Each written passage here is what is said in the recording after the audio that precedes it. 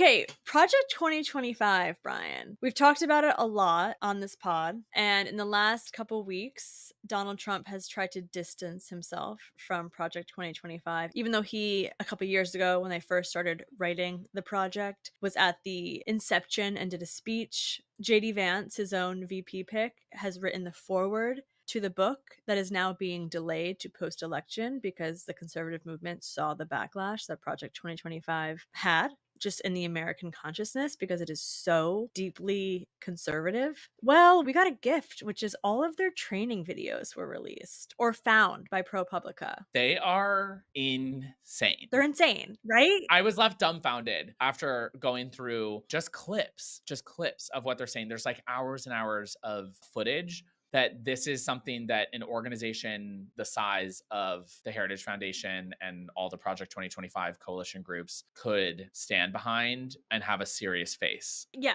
I'm a very pragmatic person, and I tried to think, okay, what if training videos for CAP were released? Center for American Progress. Right, like an organization that has, democracy front and center. Doesn't compare. No. There's no world in which anything on, center or center left, if that were like found and released. By the way, they're probably all public anyway. I mean, to be clear, even a far left organization, if Justice Dems released their training videos, it would be like, here's how we get Medicare for all. Right. It would not be, here's how to hide your correspondence from accountability organizations. Here's how we're going to eliminate best practices from government administration. Like it's like truly a how to destroy the government for dummies. And dummies are the only people that are going to be buying into this shit. It's nuts. Crazy. So let's dive in. The first one I feel like level sets for the viewer what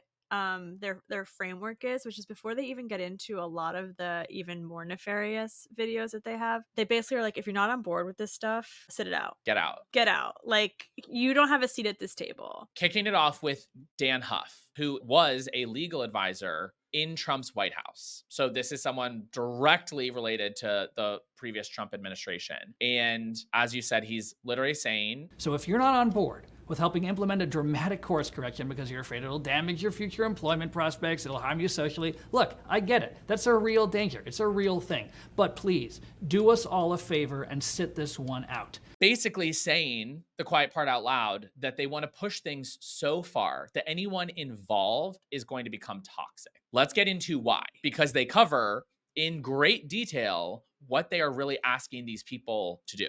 Yeah. So this is a 50-minute video that is hosted by Bethany Cosma, and she was a conservative activist and former deputy chief of staff at the U.S. Agency for International Development in the Trump administration. The video is called, which is like so camp and over the top, quote, "Hidden Meetings, the Monsters in the Attic."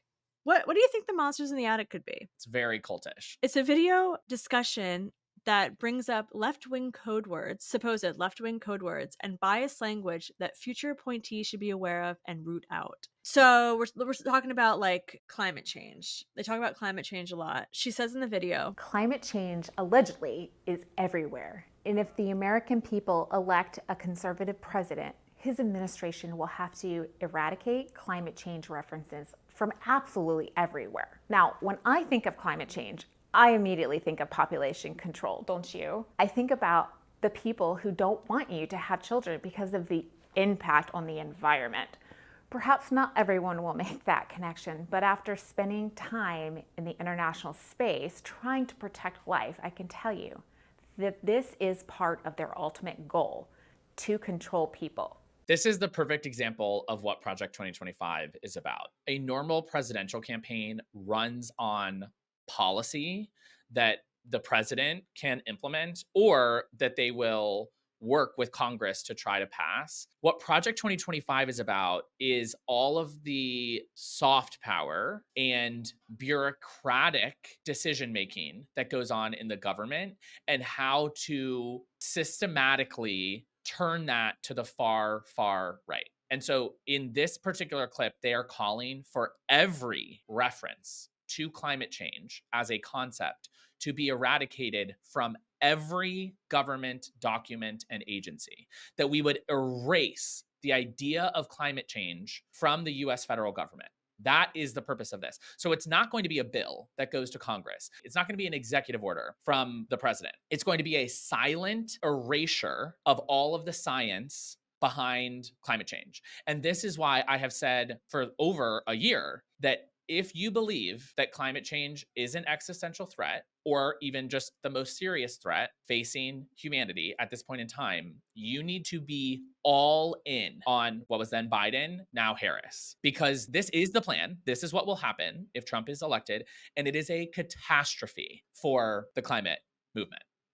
And I don't want to pile it on, but when you combine that with what's happening at the Supreme Court and you look at Chevron deference and that being overturned, and we talk about the EPA and the people who have the authority to talk about pollution and air quality, and if that gets stripped from the hands of scientists, it's a full court press. Absolutely. Okay, next one. So this guy was the former assistant secretary for public affairs at the Department of Homeland Security, but he's dressed like a monk from a Keanu Reeves film. Literally, I thought he was a priest. He's a man of the cloth. At least he is presenting as such. The absolute barn burner comment from him was, American people who vote for a conservative presidential administration, they're not reading the New York Times. They're not reading the Washington Post. Actually, to the contrary, if those outlets publish something, they're going to assume it's false. So the only way to reach them with any voice of credibility is through working with conservative media outlets. That should explain a lot about our current politics. Because whether or not you believe the New York Times has like a left-leaning bias, or the Washington Post even has a left-leaning bias, the idea that anything they publish is automatically a lie is how you end up living in the upside down in a world of alternative facts where Donald Trump is your messiah, right? Like that really explains a lot about 2024. I almost wonder if they like purposely chose him as the evangelist for this specific topic because there is such a deep trust in religion in the Christian nationalist movement. Just saying. Yeah. Bizarre. Let's cap it off. This one's very ironic, given Donald Trump's classified documents, legal troubles, as I'll call them. Tom Jones, not to be confused with a beloved singer-songwriter, but a former Senate investigator, and now he runs the American Accountability Foundation. You know, the adage we hear a lot now is like, wow, this meeting could have been an email. Well, in the federal government, this email probably should have been a meeting, because what you probably want to do is if you need to resolve something, probably if you can do it, it's probably better to walk down the hall, buttonhole a guy and say, hey, what are we going to do here? Talk through the decision, work it out. If you reduce it to writing, maybe you can protect it under some of these exemptions, but man, that's a lot of a fight.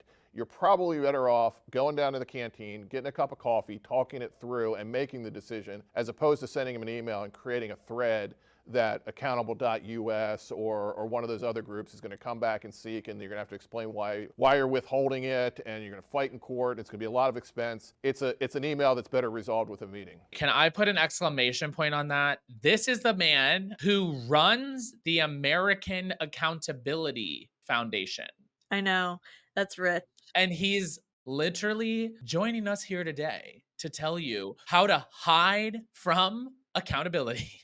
Basically, he's just saying don't put it in writing because they're doing things that are illegal. Yeah, I think that when a core part of an organization's training involves how to hide your communications from public view, that should raise alarm bells with all of us. And this is also, I just want to point out, part of a larger trend of Republicans at every level of office around the country trying to hide more information about their communications and about their finances that pertain to how they get into office and how they behave when they are in office. It is a direct result of accountability organizations, nonpartisan accountability organizations, using FOIA, Freedom of Information Act, requests and other tools to try to bring into light what these electeds are doing and how these bills are getting passed. And when ALEC or a related dark money entity or organization or corporate lobbying arm drafts a bill and hands it to a legislator who they just got elected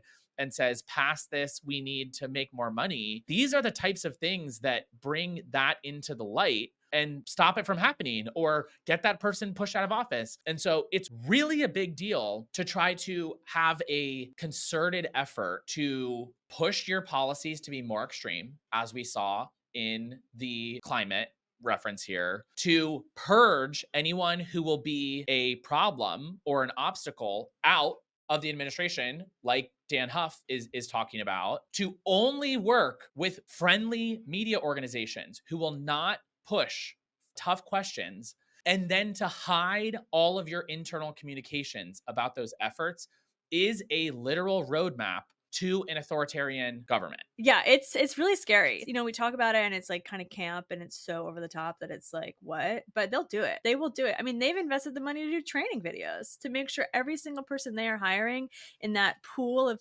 20,000 pre-vetted conservative staffers, they're watching those videos. There's 20,000 people that are brainwashed to think these things. Take it seriously, please. Yeah, we better.